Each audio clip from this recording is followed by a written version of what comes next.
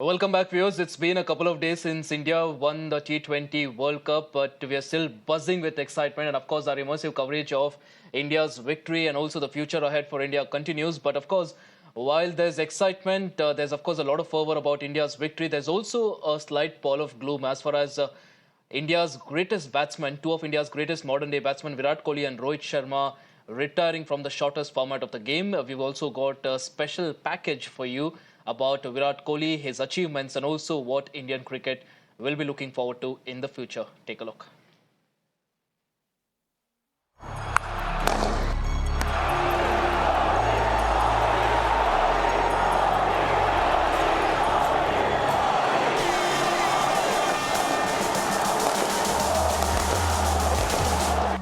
He's the run machine, the chase master, the king of white ball cricket. And now he has ended his illustrious T20 international career on a high.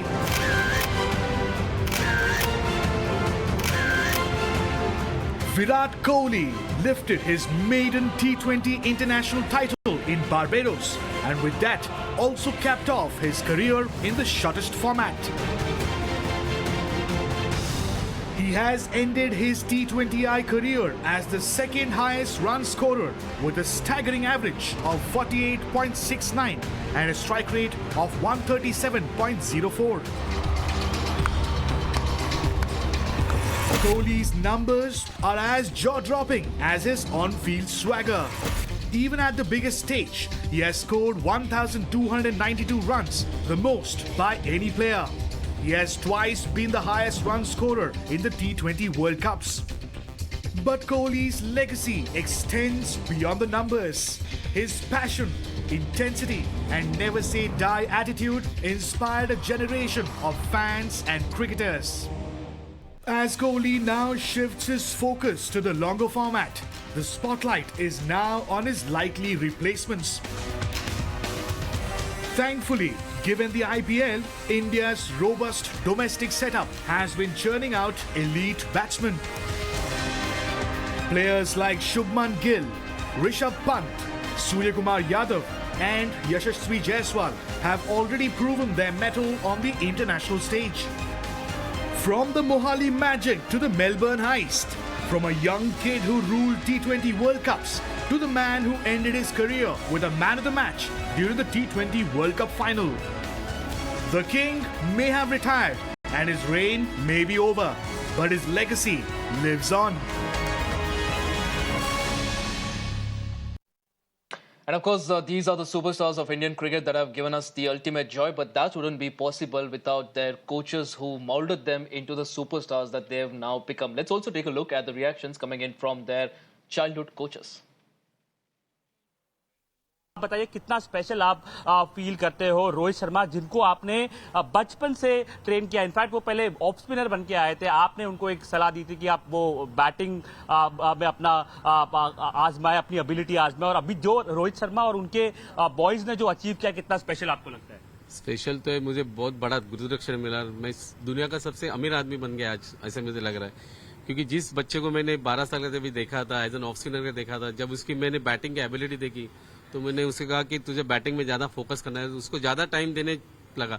लेकिन ये देखिए, रोहित के पास talent अच्छा था, सिर्फ मेरा काम था उसको मोटिवेट करना उस चीज में, और मैंने मोटिवेट करते गया, और आज दुनिया का जो वर्ल्ड कप है आज उसके हाथ में जब मैं देखा तो मुझे खुशी से वहां नहीं पा रहा था। The whole nation, I would say, I want to congratulate the whole nation for this tremendous victory. A reason behind is like he's been doing this service for so long. He has done so well for the country, and he felt that this is a time for the youngsters to take this responsibility. Though he would be playing in other two formats, and I can tell you he has got a lot of cricket in him, and I'm sure he'll play for another 3-4 years. All right, our special coverage, our immersive coverage of the T20 World Cup victory continues, and joining us on the broadcast is a very special guest, someone who knows what it feels like to win the World Cup. 1983 World Cup winner, Syed Kirmani. Mr. Kirmani, appreciate you joining us here on the broadcast, taking your time out for this special interview. Now, my first question to you, of course, would be how are you feeling right now? Because in Thank you so 1983, much. when you won the World Cup, nobody really was expecting you to win. But this particular team, everyone was expecting them to win every time they stepped out. For over a decade, they were just falling short of the final hurdle, but they've finally done that. So it's still a World Cup, but it definitely does feel a lot more different. Yes, for sure. It's a fantastic feeling. For nearly 17 years, the Indian team, who was rated the best in the world in all the three formats, right? They were just striving hard to win the T20 World Cup. Right, so on those bases, it was a wonderful team combination of youngsters and the experienced players, and then coming on to the finals, winning all the matches, and at a stretch is a great effort which has been put in. And with all that, coming into the finals and there were some small little hiccups when Enrich Klaasen was going great guns. He hammered 22 runs off an over, and then there was the panic which was seen onto the faces of the players, and even I was feeling, what's going on now? The South African is on the route to victory, 26 runs and 25 deliveries. Wow, this was, and then the victory or the catch, brilliant catch by what's his name, Surya Kumar Yadav, and then the wicket of Miller was the main thing, right? These two catches, these two wickets changed the whole complexion of the game, and it was fantastic effort by the bowlers, right. Especially Bumrah, Arshdeep, and of course, can't forget the great all-rounder Hardik Pandya. Yes, congratulations to the entire Indian Right. team. Also, Rohit Mr. and his Kirmani, you team. were speaking And about Surya Kumar congratulations to all those Yadav's incredible cricket catch lovers there. globally. Yes. Right. Mr. Kirmani, you were talking about Surya Kumar Yadav's incredible great catch balance, there. Now, and what added to it was the fact that we did not really know if Surya had caught it until we saw the replay. The camera angle was such that we had no idea if he had caught it, if he had crossed the boundary. Did it, in a way, give you flashes of the 1983 World Cup catch by Kapil Dev, which was, of course, one of those turning points in that World Cup, and now Surya Kumar Yadav's catch also reminding a lot of fans about that moment? Yeah, this was Surya Kumar Yadav was incredible. You cannot just compare those catches of brilliant, which have been brilliantly taken by the 83 World Cup players. Particularly Kapil Dev catch was also a very turning point of Viv Richards, Sir Viv Richards, right? So on those bases, I think this was more difficult. Surya Kumar catch was more difficult because it would have been a 6. If only he had not anticipated properly, that would have gone for a 6, right? So on those bases, I think it was Surya Kumar Yadav. He's a game changer in his batting ability, and he was a game changer in this particular finals. So hats off to that incredible effort by Surya Kumar Yadav. Right. Also, Mr. Kirmani, one of the highlights of this World Cup is how India's two modern-day superstars, Rohit Sharma and Virat Kohli, have ended their career on a high. Do you think their services will be missed a lot in the shortest format of the game, or do you think our domestic circuit, which of course has the likes of IPL as well, is robust enough to have the backups which are already ready to take over? Yes, definitely. There'll be a big void when these three stalwarts and the most experienced players who were great source of motivation, inspiration to the youngsters into the team. They will be missed definitely in the T20 format especially. But all these three guys are there for the ODIs as well as the test matches for sure. And they would be rendering their experiences as and when required by these youngsters who are going to be selected. We have got a fantastic bench actually who are there to take over. You see, there's always a question, who will take over, who will come abreast, or who will be as good as Sachin Tendulkar, or who will be as good as Kapil Dev. You see, there will be somebody to replace them once they retire from their competitive cricket. So there's nothing to worry about it. We have got a very strong bench. You know, we can field three teams to be number one in the world for sure. No two ways about it. We have got a talent in abundance we have in our country, and the kind of encouragement and the kind of selection which is taking place, it all depends on their consistency, which is the key for their selections. Each player selects himself by his own performance, by his consistency.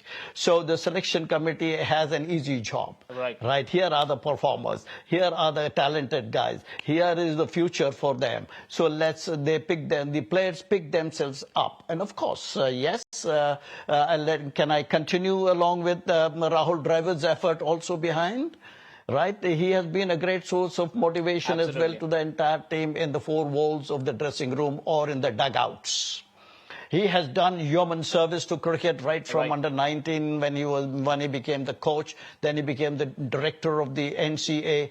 Then he took up the mantle at the hands of the Indian team, and he's done a great job. He has always been dependable to Mr. any Kirmani, I'm being told by my situation. team that we're running short of time. So before we wrap this well. discussion up, let's also talk about your area of expertise, which is wicket keeping. Rishabh Pant, how do you rate his performance? Because back then, during your time, the role of a wicket keeper was entirely different, and now it's a completely different ball game altogether. How do you rate Rishabh Pant's performance, especially given the fact that just almost a year ago, he was almost on the deathbed?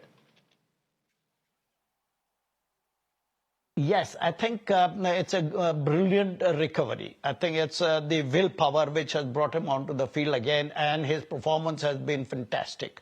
Right, he has been fabulous behind the wickets and in front of the wicket as well. Right, he is improving match by match, tournament by tournament. He is improving, and he has to only a little bit of adjustment in the situations when the team needs his batting effort. Right, he's doing all right behind the wickets, but he has to adjust himself. He cannot be the same natural gifted batting ability. He has to look into the circumstances, situation of the team, and then play accordingly, which he has that temperament. He has to only apply himself, and he is a great player in the future to come. Absolutely, Mr. Kirmani. You're talking about temperament there. I think we've all seen that from Rishabh Pant, especially in that iconic match at the Gabba. Really appreciate you joining us on the broadcast, sparing your time for this interview. And of course, again, like you are, everyone is, of course, celebrating this incredible victory of Team India. In fact, the two main focus of this particular World Cup have been Virat Kohli and Rohit Sharma, two of India's cricketing icons who have bid farewell to the T20 international stage after leading the team to a triumphant victory.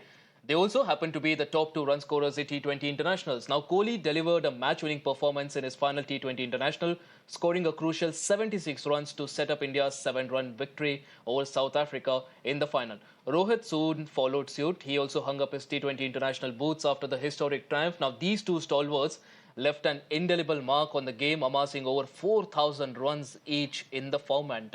In fact, their retirement, of course, is definitely marking the end of an era, but their legacy will continue to live on as they continue to represent India in the longer formats of the game. In fact, to talk about these two superstars and also the way forward for Team India, joining us on the broadcast are my guests Amay Khurasia, who's a former Indian cricketer, Alan Sippy, who's also a former cricketer, and Vedam Jaishankar, who's a sports journalist.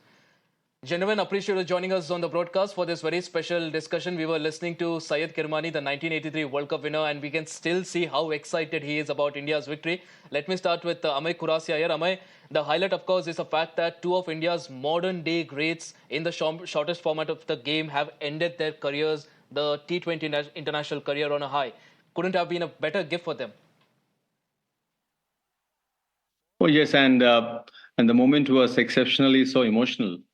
And these guys have been quintessential in their abilities. I know they have their character personified in situations where whenever their chips are down, they have always come for the rescue as two reliably resplendent cricketers.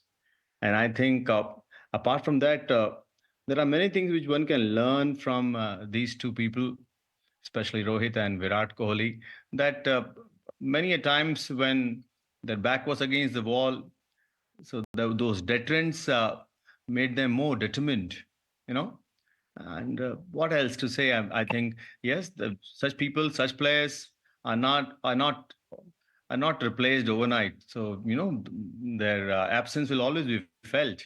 And I think the best part is the bench strength is very good, and I hope so that there will be some fantastic young cricketers who will come up and maybe try to fill the space, but it'll take a wealth of time for them to do that because, as I said it is like experience is something which is all about when you are in the middle for long. And these two have been in the middle for very, very long periods. They have seen all the ups and downs in cricket, and despite that, they have performed and not perished. And what a way to retire on such a high Absolutely. note. Absolutely. What a way to retire. In fact, Alan Sippe, now we are talking about the retirement of Rohit and Virat Kohli. Again, do you think this is the right example that they're setting for the future generations, given the fact that they could have easily continued for yet another World Cup in a couple of years, given their form and also their fitness? But again, they've decided to end their career on a high and give way to younger superstars, something that we haven't really seen in Indian cricket in the past. Talking about two legends of the game. We're talking about two different type of cricketers. One, Rohit, tremendous talent. I mean, his kind of the way he's batted, the way he's for the last years, God gift to cricket. His talent has been amazing. Virat Kohli. Mr. Alan Sippe, there seems to be some audio issue on your end. We'll just get that checked. But meanwhile, let me take this question across to Vedam Jaishankar. Mr. Vedam, do you think this is the right example that Rohit and Virat have set for the future generations? The fact that you could potentially carry on with, with representing India, but if you have the option of ending on a high, why not take it? I'm reminded very much by what Vijay Merchant, the great Indian opener of yesteryears, said long time ago. Ask why, not why not. So that's the same question you're asking, why they're retiring now, rather than why not retire. So I think that's a good place to be in. But before that, I think we should also acknowledge the fact that both Rohit Sharma and Virat Kohli have come through the system, and they had a lot of patience. The system has had a lot of patience with them right through. Virat Kohli was in the under-19 team. He did well for India under-19 before he was graduated to the main Indian team. And there was a lot of patience with him. Likewise, Rohit Sharma came in at a very young age. 2007, he was in that title-winning team. And they proceeded with them. And if you really look at it, take somebody like Rahul Dravid. Rahul Dravid didn't become a coach overnight. He was in the NCA, he was the under-19 coach, he was the India A coach. So he knew all these players. He knew how they would respond to a crisis. He knew their temperament. And, he had very good knowledge working with them right through the India A days, under-19 days, NCA days. He knew how they would respond to various situations. And if you look at the way they have, whether elevated a batsman or kept somebody at the back or brought in a bowler at the right time, it looked like a brilliant team effort. But for that brilliant team effort, there's a lot of hard work which has gone, a lot of analysis which has been done. And that also is because the coach also has come through the system. So we have in Indian cricket today a belief in a system. So when we look at a 2024 victory, this is the kind of system which will take you maybe right up to 2030 or maybe 2032. But again, for that, there has to be a lot of people down the line who respect the system, who respect the process, and ensure the process, whether it's the choice of coach or captain or main players, they follow that process. And the grooming process also is very important from India A, whether it is under-19, India A, the tours that they make, and the various series, how they pace the players. There is no doubt there is a demand for Indian cricketers to play cricket all over the world. They're just like they're going to Zimbabwe next week. So it's also the onus is on the selectors to ensure that these spots are not given away because of some influence or other things, but it is used as a method to process the players, to get them into the right frame of mind. So like I said, it's not just the two of them, it's a whole system which has to fall in place and follow the process. And hopefully for the good of Indian cricket, We will have Right. selectors, we'll have coaches, Talking we'll have about captains, we'll have system, teams. Mr. Vedam Jaishankar, let's go across to Alan Sippy now. Alan, we are talking about India's domestic structure. A lot is spoken about it. It is hailed a lot as well. Now, we've seen what's happened to teams like Australia, Sri Lanka, Pakistan. When their senior cricketers retire, suddenly you see this major vacuum, and then it takes them years to fill that vacuum. But given India's domestic structure, the kind of exposure that we give to our younger players earlier on in their careers via the IPL, do you think this is not something that Indian cricket will have? Because we already have a lot of players who played a lot for India and also have handled all sorts of pressures in the IPL.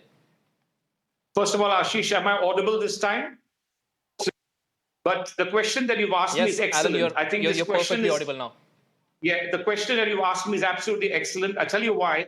Because Indian cricket today is extremely blessed. The administration, the management, the people who run, I'm talking about people like Mr. Jay Shah and talking about people who run the cricket in our country, they're doing a tremendous job. Because Indian cricket not only has the talent to progress for many years to come, Indian cricket has a very good system. So like you just pointed out about Australia, which they had, and over the years, we always felt Australians were incredible and Australians had a bench strength. Today, India has incredible bench strength. You're talking about two legends of the game who have retired, two superstars, megastars, Rohit Sharma and Virat Kohli. And naturally, the viewers will be wondering, is there somebody else who can take over the mantle that is such a heavy mantle to carry? Is there somebody else to take over?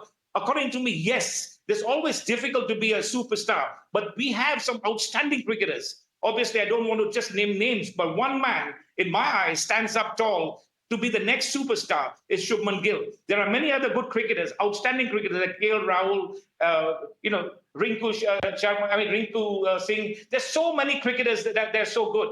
But according to me, Indian cricket is in very safe hands. The administration is doing a fantastic job. The selectors are doing a great job. Now is the time that they're going to select a coach. I think the new coach that comes in, he's going to have an outstanding team to build on.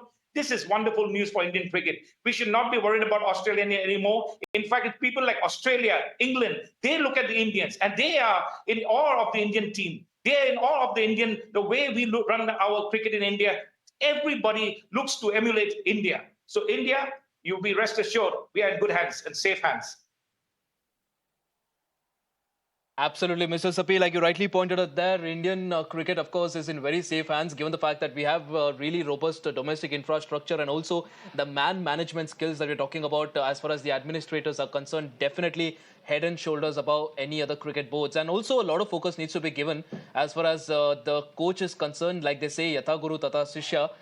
Rahul Dravid, of course, was someone who was of course spoken about a lot. He did not win a single ICC trophy as a player, and even as a coach he missed out on a lot. He fell short of the final hurdle on multiple occasions, but in his last game as the coach he finally managed to get his hands on a World Cup trophy, and that was of course the T20 World Cup. Let's also take a look at a special news segment that we have dedicated to the head, or rather the former head coach of the Indian cricket team.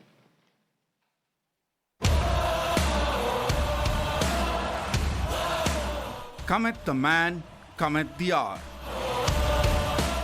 Opener or middle order. Red ball or white ball. Captain or a wicket-keeper. There is no role in a cricket team he hasn't played, no duty he hasn't upheld. India has always had a pantheon of cricketing gods, but when the going gets tough, even gods hide behind the wall.